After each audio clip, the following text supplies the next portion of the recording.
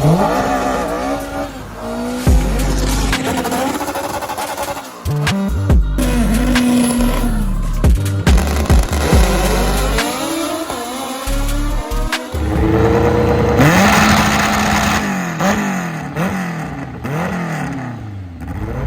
guys, so I didn't get to make an intro because this morning was just a big cluster mess of ridiculousness of just trying to fix the ramps, put an extra strap on the car because it was only holding on by like a couple straps.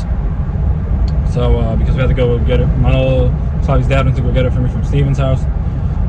But anyways, I'm on my way back because I had to go grab something from my house to fix the car. But anyways, you guys will see the alignment right now, and then you'll see the rest of the video later.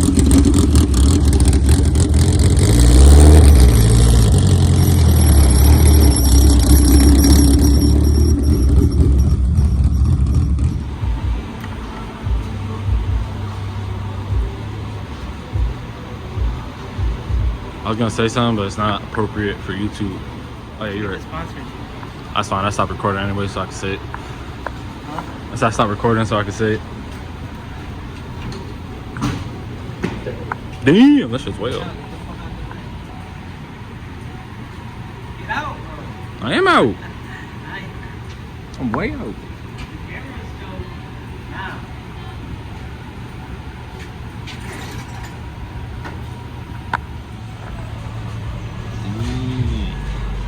Oh, way off. Yep. Sheesh.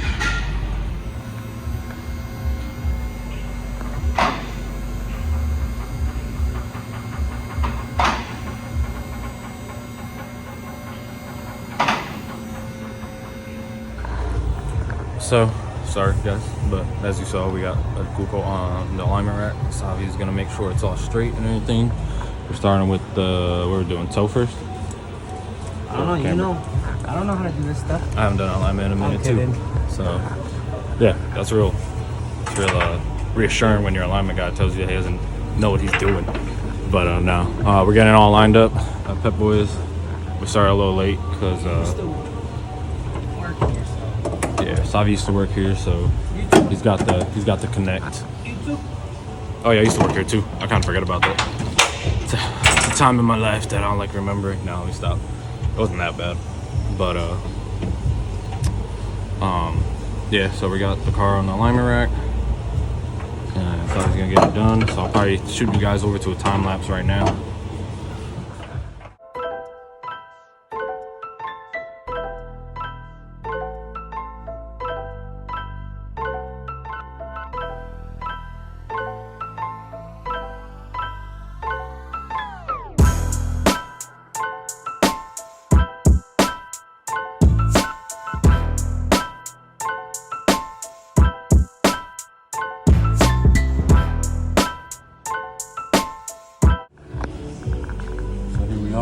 Had to just do in the back. Got the back all lined up. Now we're gonna work on the front. My boy hasn't lost his touch.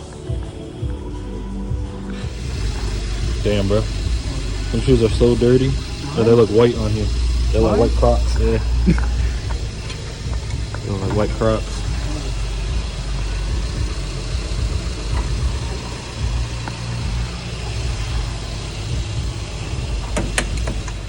Alright, so we're all done. That's how we got the front end aligned as much as we could. If you guys look, the caster was at 3 because this side was already out of adjustment. So we just evened them up at 3. And then the camber, we were having trouble reaching it. Can't really see, but it's all the way up there, and it uses Allen's. So we're just gonna measure this side because we want the -1 degree of camber, and then we'll just bring it in a little bit, or bring it out a little bit. We'll just measure it real quick and eyeball it. So it's not that big of a deal, but my boy still got it.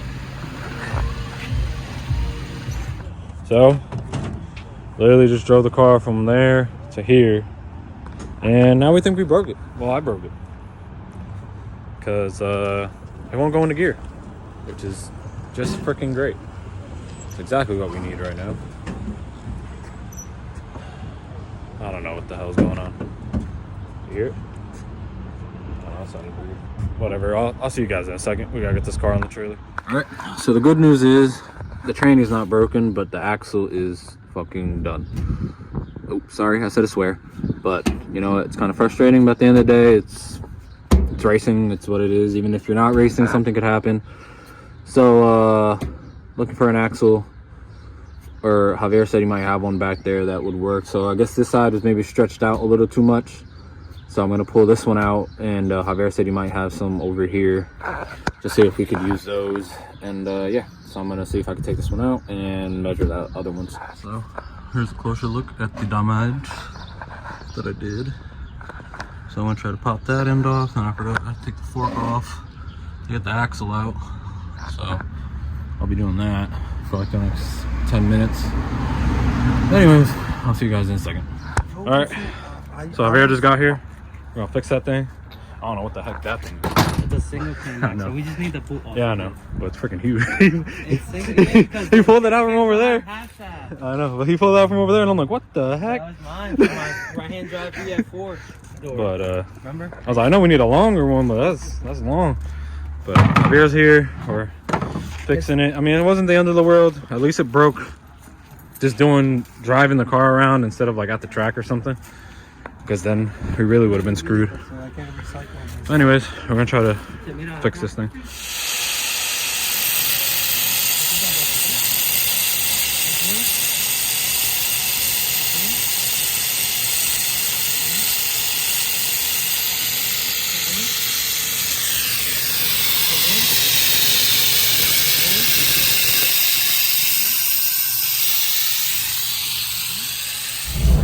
Alright guys, so I'm literally recording this after I did the little intro, but just went to my house real quick because I forgot the plug for the vehicle speed sensor, and I grabbed some cleaning supplies because the car is dirty, and then I grabbed Javier's timing gun real quick so we could just do something real quick on the side of the dyno real quick, just to make sure the car's ready before we put on the rollers real quick. But yeah, so as you guys saw, Javier fixed the axle. It's like a temporary fix just so we can get on the dyno, but we're gonna have to get the proper axle, so proper length and everything, so it doesn't pop out. I might just have to get an RSX axle that everybody keeps telling me, or like someone said an 89 Accord, I don't know. But it's my first K-swap car, so as far as knowing what axle should be there, you know what I mean, we're learning as we go. It's we're learning as we go because it's our first like real race car. 2, we're learning as we go because it's our first swapped car. You know what I mean? This isn't the original motor to the car. So anyways, we're all learning all that. But Javier just did a quick fix so that we kind of grinded down the end of the axle on the inside and put a clip on it, and then we put the clip on the end, so that clip is keeping it pushed out a little more, so it's giving it like about, I don't want to say an inch, but it's giving it more clearance. But it's good for the dyno, that's fine. But as far as like putting it to actually like make like an actual pass, it's probably not safe. So we still got to get that axle. But for now, it's just a temp fix that he did, so we could dyno the car and get it ready. Probably not gonna go test and tune like I wanted to tomorrow, just because of a lot of stuff, especially now because of the axle, which it's crazy because it popped off turning, which is nuts. But anyways, I don't want to rant too much. I'm on my way back to the dyno now, so hopefully after this I'm going to show you guys Javier putting the wires, fixing a couple wires, finalizing a couple things, nothing crazy, and then hopefully we'll see it on the rollers.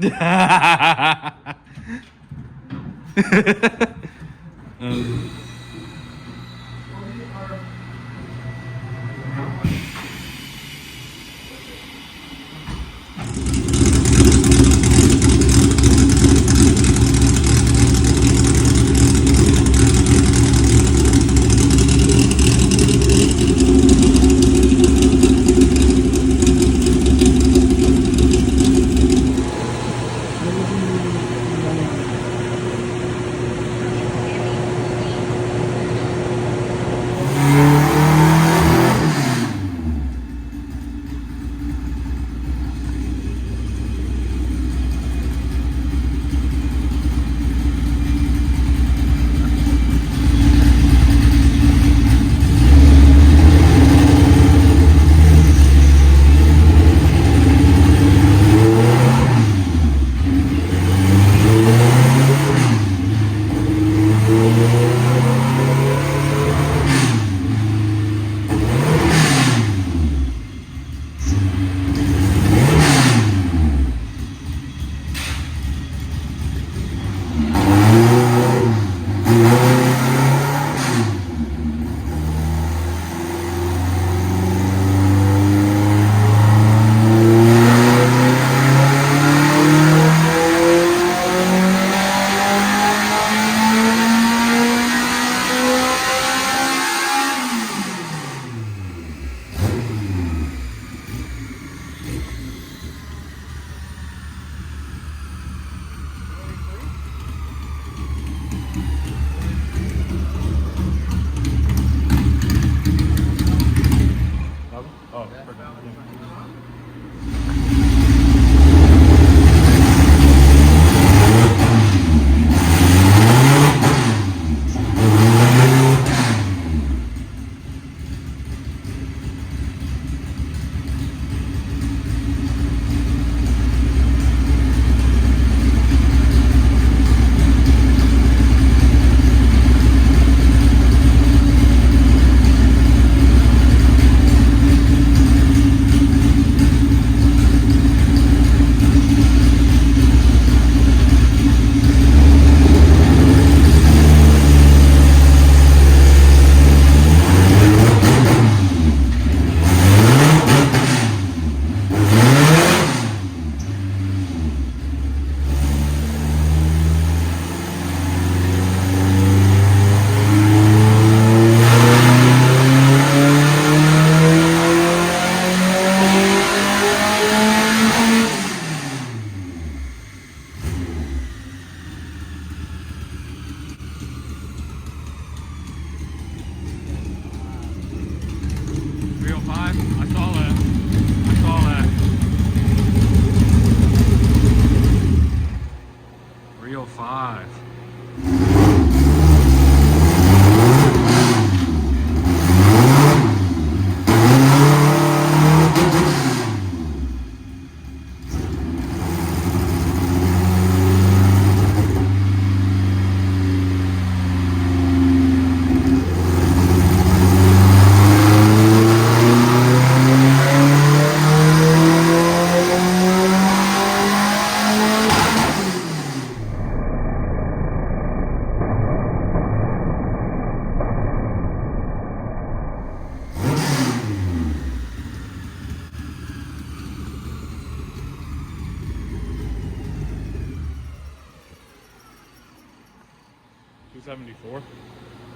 274.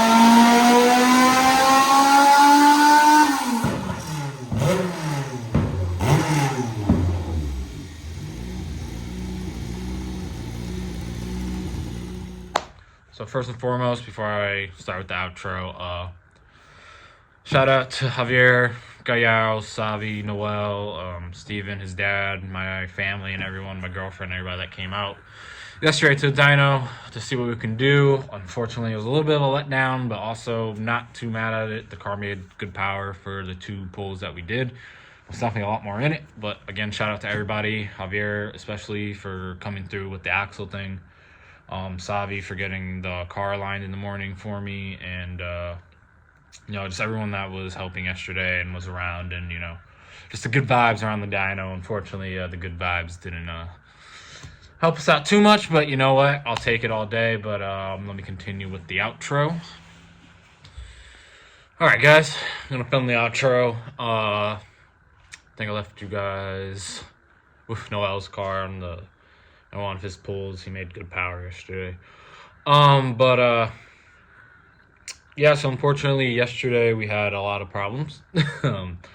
One, starting off with the axle in the morning, ripping out of the boot from just turning, which yeah, I was a little frustrated about. I don't know what I was more frustrated about though, whether the axle broke or how it broke. I think I'm more frustrated of how it broke, just turning, which kind of blew my mind, because you know what, it's whatever. At the end of the day, it's all part of it, figuring stuff out and working through it. So luckily you guys saw Javier was able to fix it enough for the dyno, where we continue to have problems.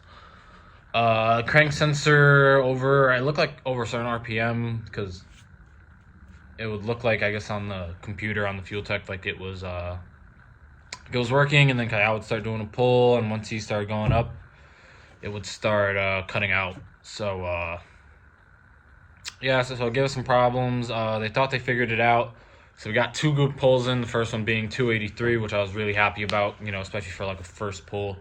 Then the second being 305, cracking 300. I was really happy about that. The car sounded really good. And then the one after that being 274, because the crank sensor started doing whatever it was doing again. We don't necessarily think it's the sensor itself, because the sensor has like a light on it, and we did some troubleshooting on the dyno to figure out that the sensor's working fine. So we're thinking possibly the vibration and everything going on.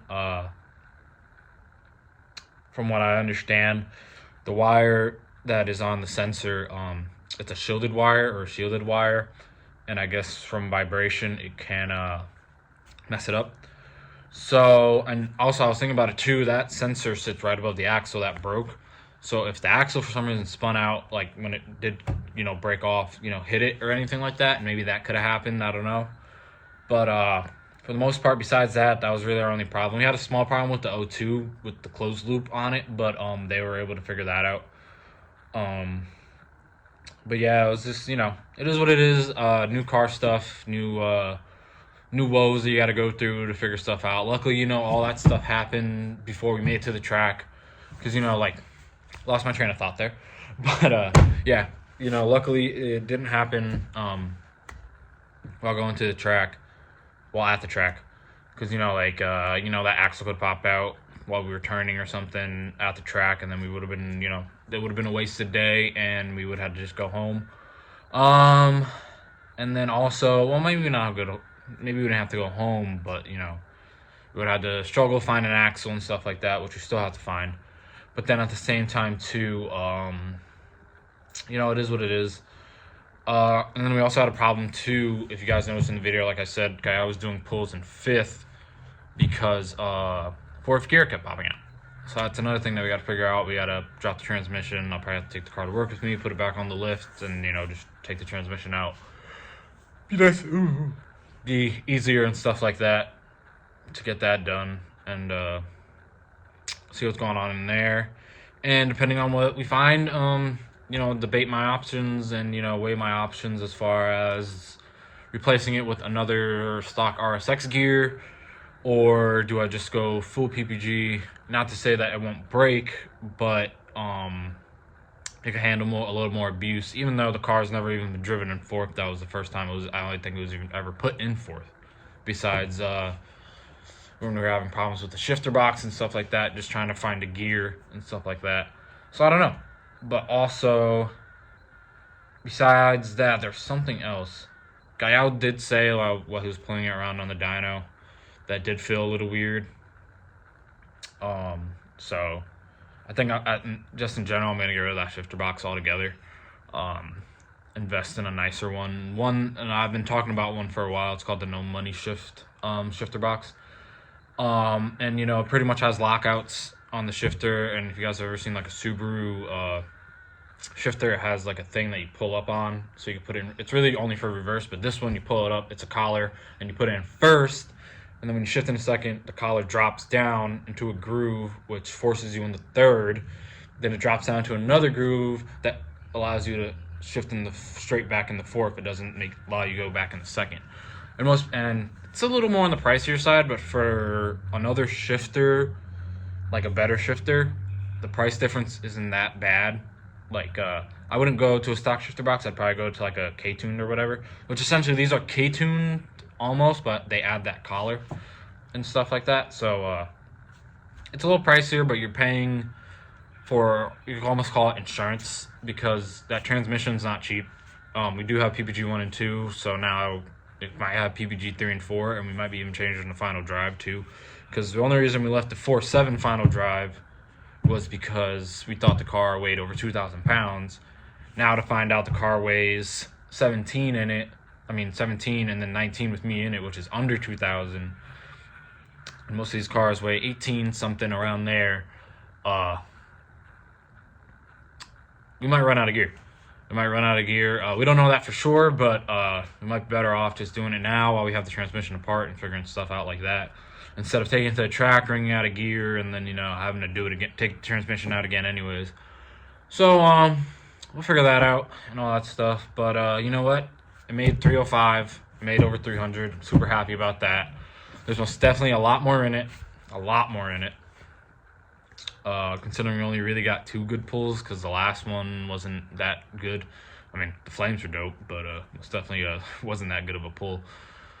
But yeah, once we get all that stuff figured out, we should be around, I would say, high 320s, maybe even more than 330. I'd be happy with that. But 305 on a car with a bunch of issues, and it drove off the dyno, and we drove back onto the trailer without any problems. So I'll take that as a win any day.